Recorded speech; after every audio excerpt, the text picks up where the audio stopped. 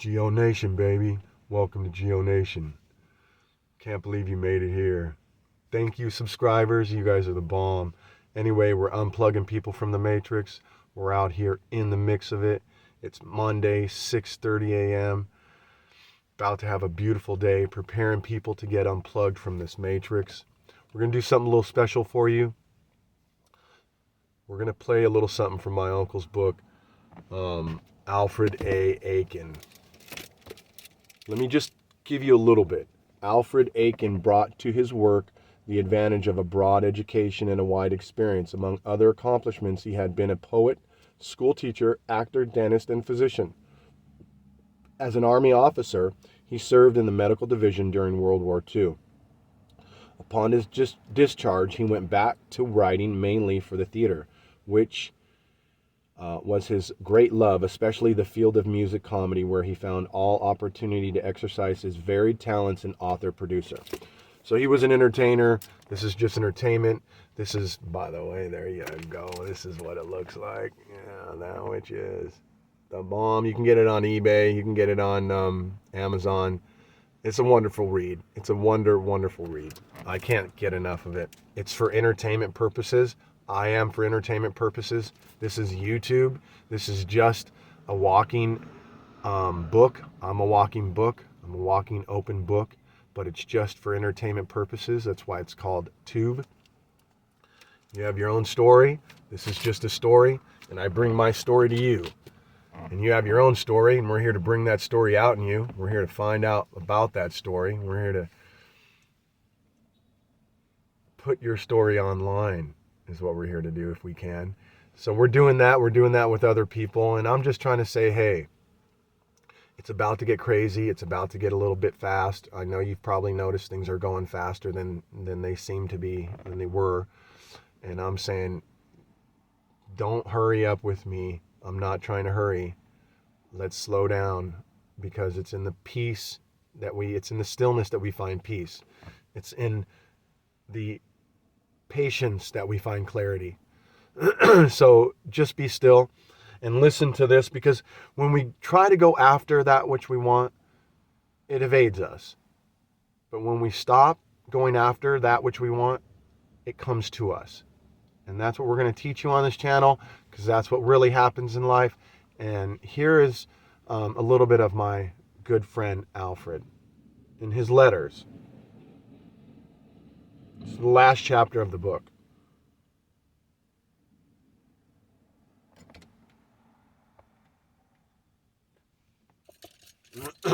One second. Okay, let's see how this comes out. Much love to you. Again, welcome to You Are Marked Priceless. That's right, you, baby. You're a diamond, and we're going to pull that diamond out of you. You have gold within you. You have diamonds within you. And I'm here to dig for gold within you, and to bring that gold out of you, to bring those diamonds out of you. Stick with me. I know it's weird, but it's going to happen, and you're going to miss it if you leave, because I'm going to be bringing the gold out of people, and you're going to... So just stick around. Trust me. All right, here we go.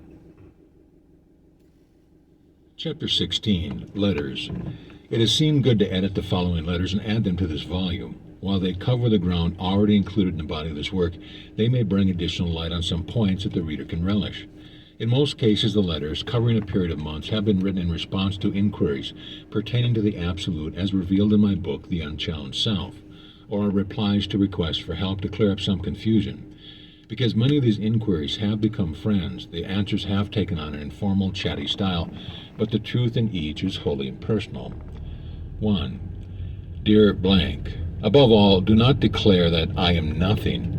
It is true that there is no human, spirit being all, as there is nothing but God, who is declaring, I am nothing. One cannot justly call the self, God, mind, I am, nothing. In the revelation that love is all, we do not make nothing of anything that exists. Whatever is spirit only, for there can be nothing else. The entirety of your identity, your I am, is consciousness. This leaves no thing to be nothing, or nothing to ever be idea, form, or thing in mind. When we declare there is no human race, no personal being, nothing physical or material, it is because God is the only one, the infinite all. God is a jealous God. It does not share with anyone or anything else. Where then are relatives, the family tree, cantankerous people? Where is disease, suffering, and hell? All that exists is divine throughout. What is not spirit is not extent. Do not hesitate to see that God is your soul mind, that you have no little human mind that can thwart or defy omnipotence, omniscience. You do not have to grow into truth. Truth is already the entirety of you. Rejoice in this fact. Yours truly. Letter 2. Dear Blank, from your letter it would seem you feel someone is being very unkind and critical toward you. In truth, who is doing it? Who is feeling it? Who is knowing it, if spirit is all the mind there is everywhere? To believe in evil, one must claim a mind, an existence outside of the one infinite perfect whole. Can anything exist outside of mind? Can evil exist within God's active presence, the soul mind that is everywhere present? Do you assume God thinks that there is someone picking on God? Speaking of a heart, remember spirit. Consciousness is the sole conceiver of every idea, everything, whether it is a heart, a rose, ocean, body, earth, or star. The idea cannot cease being perfect in perfect consciousness. The action thereof cannot alter. Mind conceives the idea, thought, thing, and is the only one who possesses it, is aware of it, uses it. Does God see its idea, heart, imperfect? Is aught keeping God on the action from making perfect use of its idea? Has the idea slipped out of mind, become the property of another? Has it suddenly taken over the prerogative of mind and started acting on its own? Can disease invade mind and control certain ideas consciousness includes for its own pleasure? Do you fear that God no longer is the sole action, the total function of all within infinity? Do not look back on the flesh pots of materiality, racial theology, human guilt. God being omnipresence, there is no human history. Do not be like Miss Lot, who clung to the past. She looked back to memories, a home, a place in the past, which held an attraction, a pleasant taste, and lo, she became a pillar of salt. To cling to what is not is folly. Only God is the self, that is the soul, I that I am. Rejoice in this. Why wait? Faithfully yours. Letter 3. Dear Blank, you ask a question that I would rather answer verbally, but will point out after this fashion. You inquire if belief does not at times produce people unreal as any character one might behold in a nightmare. Delving into a dream implies a dream to delve into, also a victim, a mind, or believer. Where God is all, there is no dream, no dreamer, no belief, no believer. However, should one assume he is human, whatever goes with his assumption appears to be his experience, even to disease, germs, upheavals in nature, wars, thugs, dictators, and that last enemy called death. To take any of human history is to assume all of it. Metaphysics has taught that one must love his fellows, know the truth, so that the fellow doing him injury will stop. Can one also work in this way to get a disease germ to behave itself? Love alone is God, your identity. One cannot love another. When one operates as love, whatever is not wholly truth disappears forever. Evil, the dream, the assumption that produces an effect which denies the purity of love, the infinity of good, is utterly without presence or foundation in truth. One cannot heal it. One does not have to destroy it, for it has no existence to begin with. Never attack a condition nor the things apparently involved. Turn totally to God, who is the entirety of all. This rules out any other mind, yours or another's, that is aware of something, aware of anything. God alone is aware as all, and all that mind knows is its own perfect being. This is practical. It will free you from all human or mortal vicissitudes, for only in the human or mortal do such pretend existence. God never has them. On one occasion our home became infested with insects, which proved most trying. Apparently a visitor had brought them in his luggage, or it was an old house built before the Revolution. There was a sense of panic at the prospect of ridding the place of them. Immediately came the challenge. How would truth handle an invasion of insects? The answer was immediate. Truth knows no other mind, place or power, no other thing but itself only. Truth begins with the allness of God, continues with the allness of God, and ends with the allness of God. Nothing else is, no history of evil, hence no productions by it, no plague, no evil thing or thing of evil. All is God now. Nothing has to be done to make this so. This mind being this is all the mind there is. This was very clear. Nothing could shift about in mind and get out of order. If these insects were in mind, ideas, and consciousness, they had their place, and it was as difficult for them to be misplaced as it was for me to experience it. If they were in mind, they were where they belonged. If they were not in or by mind, they equally had their place, oblivion. So-called human sense can create or produce nothing because it does not exist. Within a matter of moments, every insect appeared to be but a mere empty husk. Not one moved from then on. We were free of them and were never had another visitation. This same truth holds good if the belief, the zero, seems as big as the planet, or so small it cannot be seen with the naked eye. Never hesitate to turn the full light of truth upon anything that denies God's allness. Never attack the thing or attempt to know the truth about it. Rather know truth only and leave the field wholly to God alone. Then, only then, will one be walking in the way which is so clearly marked that even fools shall not err therein. See Isaiah 35, 5-10. Sincerely yours. Letter 4. Dear blank, you ask how one would go about taking care of an amputated limb. That is, how can one say there is perfection of form, body, thing, when obviously the body is incomplete? Frankly, one can never be set free of trouble so long as he starts out with the trouble. The more one struggles with error, trying to clear it up, cast it out, overcome or see the situation correctly, the more he is claiming there is something other than perfect God present all of all. To be every whit whole, one must start with God only. God is infinite, hence only what God is can be present truth. Has God lost anything? Have any of its ideas, its things, been taken from God? Is there another mind that can alter mind's idea, amputate them, deface, mutilate, destroy them?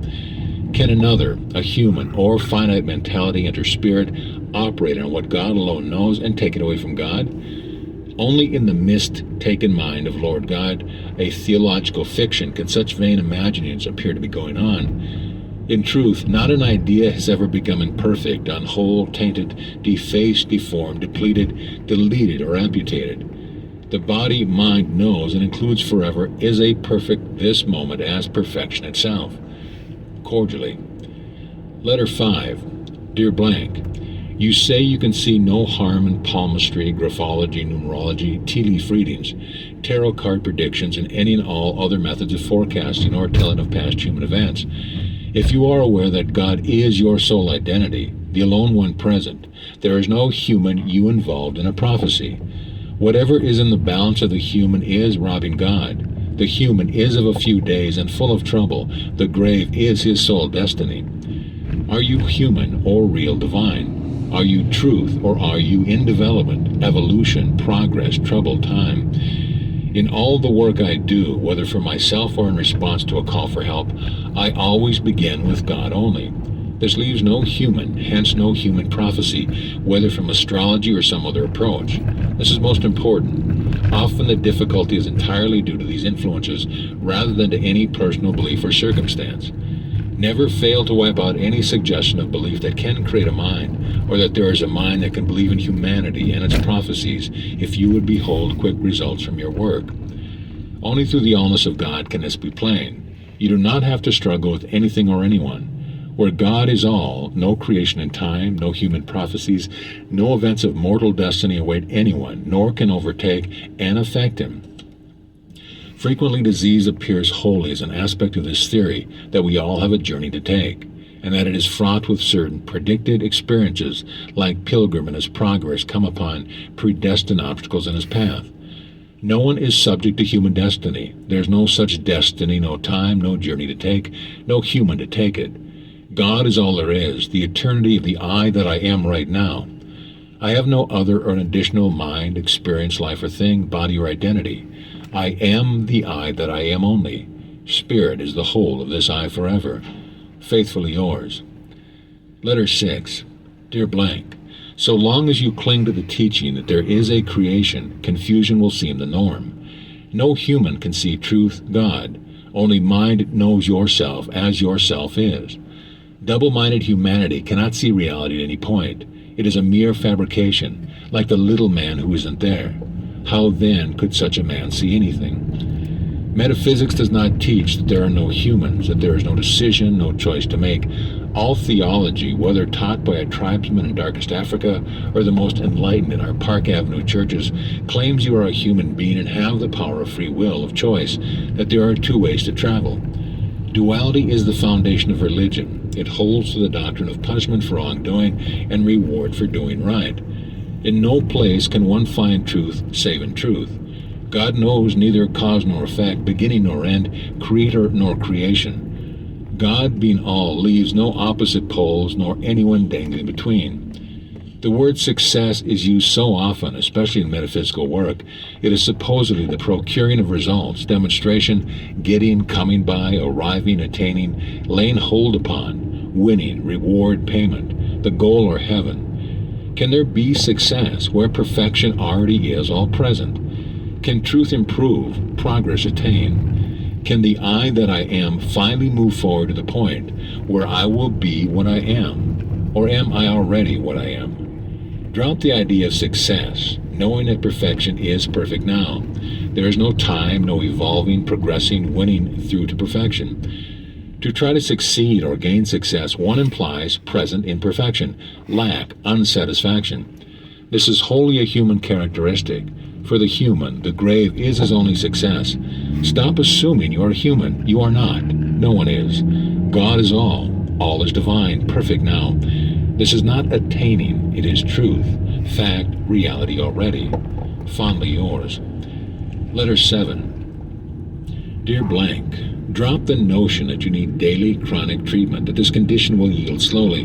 A lie is nothing. It does not require time to make it so. Would you expect sunlight to require longer time to come through your window because the shade had been down for a week than if you had it drawn but for a moment? Would you assume that the electric light would be greater difficulty in expunging darkness in a room 6 hours after sunset than 4 hours after? Does truth have to battle nonsense, evil, a lie? Does light have to battle with darkness, light's absence? Truth reveals there is only God, hence no one to be ill, no illness, no mind to know or have it, no place for it. There can be no convalescence from truth's absence, for truth is forever present. The allness of light leaves no darkness. As the old mammy used to say, truth calls 'em as I sees 'em, and I says that what ain't, ain't. Do not try treating the human mind. There is no such. God is the only mind. It is all the mind there is this moment. There is no sick mind anywhere. Cordially yours. Letter 8. Dear Blank, do not keep feeling to see if you are well. Do not be like the little child who digs up the seed to see if it has sprouted. Rejoice in what God is, and you will be rejoicing in what you are. Against this truth there is no power. This is the awareness that all power is given unto me. It is the assurance that the kingdom of heaven is at hand and not afar off. This is the authoritative command to the seeming powers of evil, whether appearing as fear, pain, earthquakes, flood, or war. Peace, be still. And there will be instant obedience, a peace that passes all human understanding. Sincerely. Letter 9. Dear Blank, am so glad of your continued interest in the unchallenged self.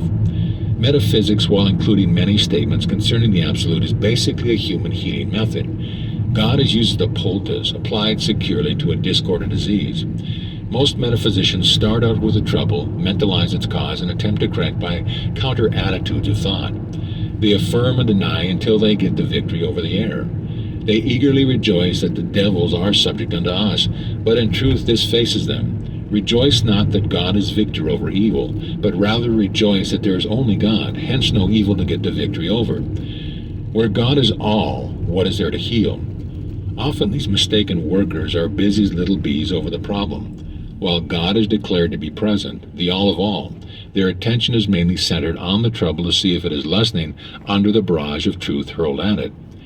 Genuine victory is the awareness that because God is all, there is no possibility of evil anywhere, no devil to get the victory over. Isn't it glorious? Cordially.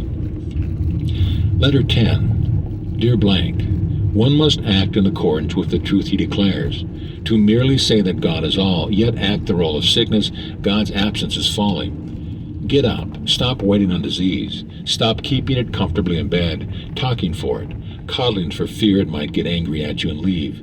You treat your conditions with more consideration and care, thought, and attention than any house guest you ever have. You give it far more of your undivided attention than you give God. You listen to its complaint, grunts, and mumblings with an adoration you do not bestow upon the still small voice. When it rings for you, you jump to serve, to wait upon its every demand. Why? You declare that God is omnipotent, the whole identity which is all-inclusive, as the self that is, I being the I that I am. Act then in accord with the authority this gives you forever. To merely say it, then act the opposite, is duality, idiocy. Your body is idea, form, a thing in mind, and is forever perfect. You are not in the body, but body is in mind as consciousness formed it. God mind is your soul mind right now, and this mind is now all-inclusive of every idea therein, including your body. It cannot get out of order any more than the letter C, which is also a form in consciousness, mind. Both the letters of the alphabet in your body are within the infinity of substance, retained forever in the same place, conceived and identified by the same intelligence. There is no other mind, state, condition, or thing, nothing outside of perfect spirit. Get up and act it. Let mind give the orders, not disease of the body. Sincerely yours. Letter 11. Dear Blank, I urge people not to play with truth. If they want it, fine. If they merely wish to experiment, they may find themselves rather unhappy. Truth never leaves one standing where he assumed he was when he investigated it. Truth wipes out human smugness, personal conceit, arrogant pride, preconceived notions. Truth is indeed jealous. It will not tolerate opposition, an imitation, a taint of another being, power, presence, identity, or thing. God insists on being the whole one, or else there's nothing at all, no midway, no sharing, no coexistent policy, such as some statesmen advocate.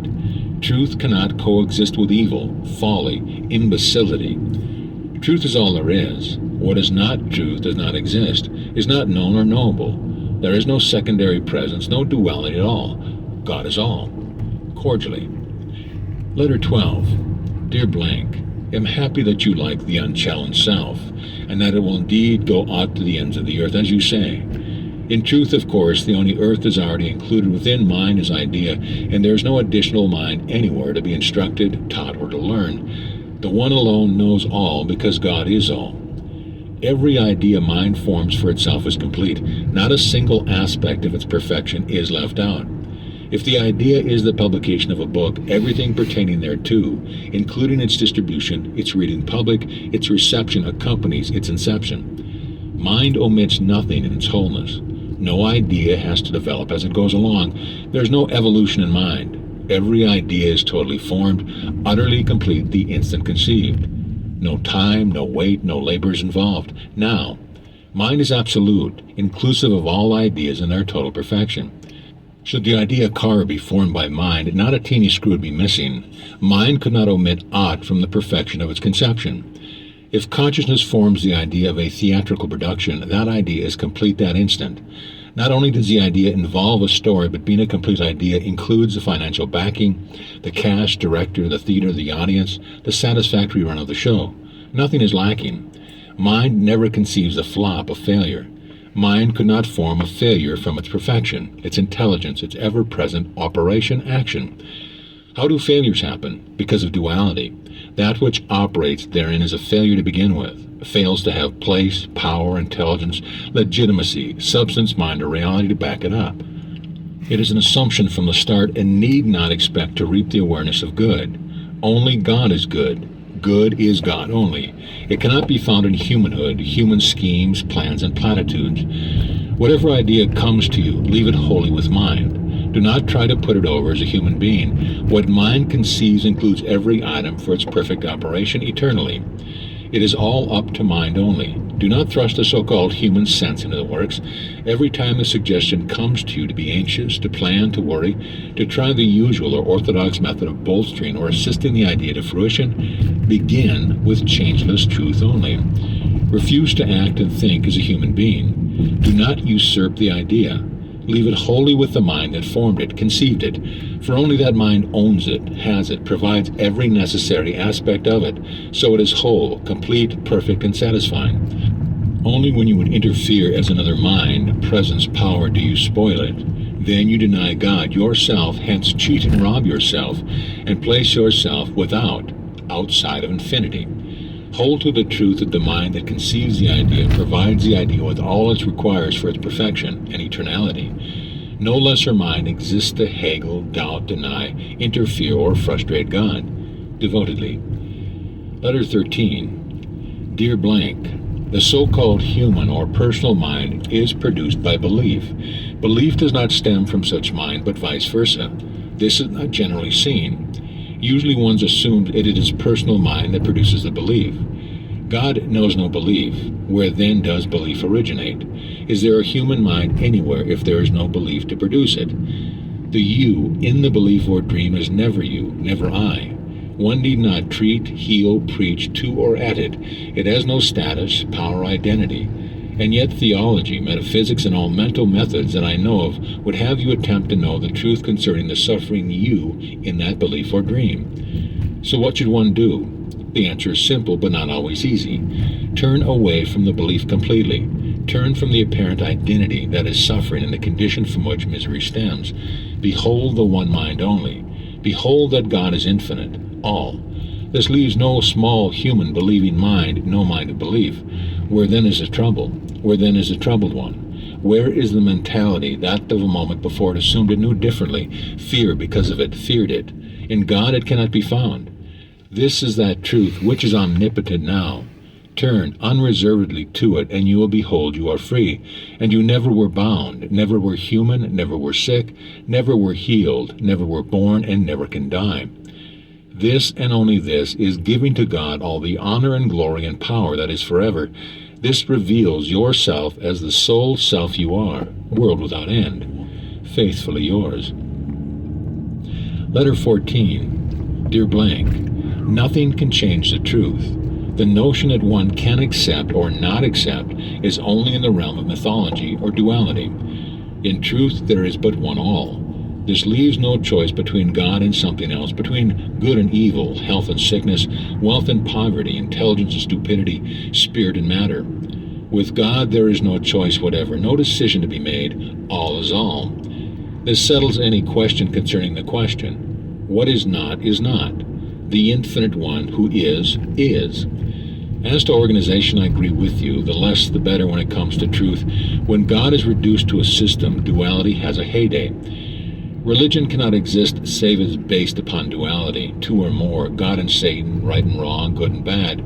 Theology insists on evil, guilt, sin, punishment.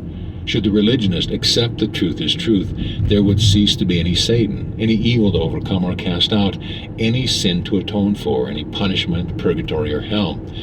He would have no victory, no victim, but he would have omnipotent God, his conscious I-self present in its full glorious operation. He would have God's kingdom of heaven at hand, instead of assuming it is afar off and a great beyond the hereafter.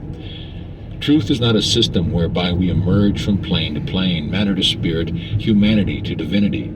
Truth is, all there is, perfect, whole, entire right now, the alone I of all, the sole I that I am forever. Be this truth, it is not theory but fact. Cordially yours. Letter 15. Dear Blank, mind's awareness of its allness is instant and constant. With mind there is naught to set right. Truth being total, absolute, entire, leaves no creation of humans or mortals, no devil or evil, no birth and death, no malpracticing masses or personalities. In working in reality, what do you do for children, you ask? The name is for adults. Leave them out of the picture completely as human beings. Within reality, mind beholds there is only consciousness. This present awareness, this total perception, this omniscience knows there is nothing save its own completeness, which is perfectly operative, is operating perfectly throughout.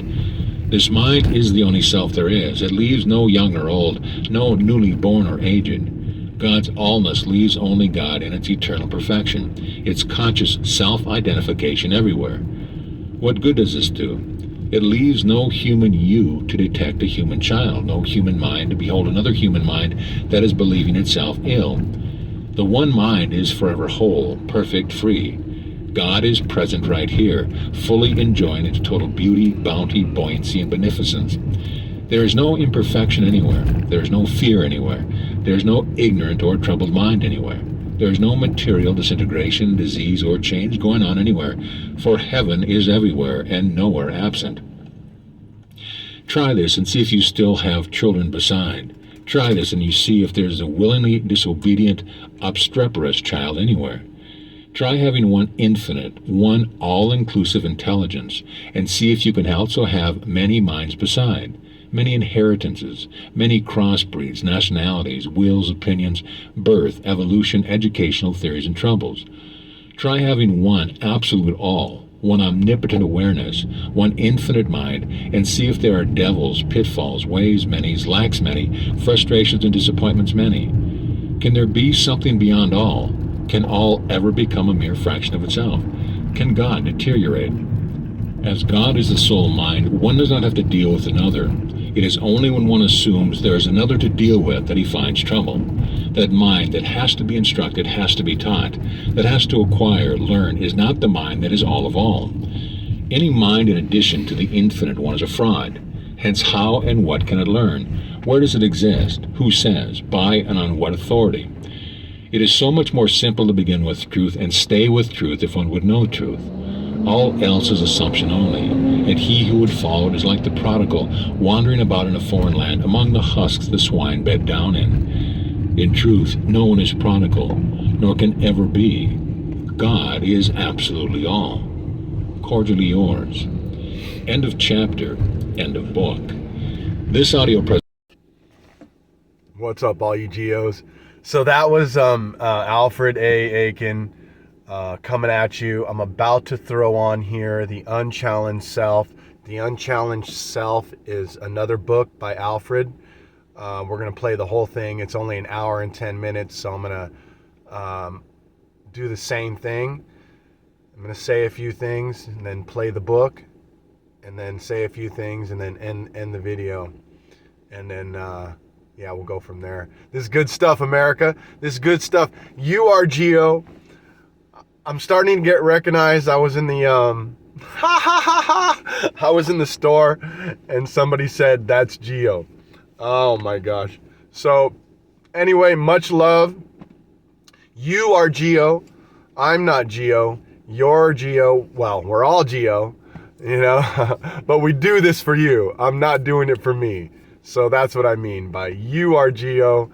We do this for you. You are God expressing oneness. We're all God expressing oneness. I'm also GEO. But I do this for you. I do this for you. Much love. Have a beautiful day. I'm going to start with the next video. Got to get off so I can get back on. Much love, all you GEOs out there. Have a beautiful day.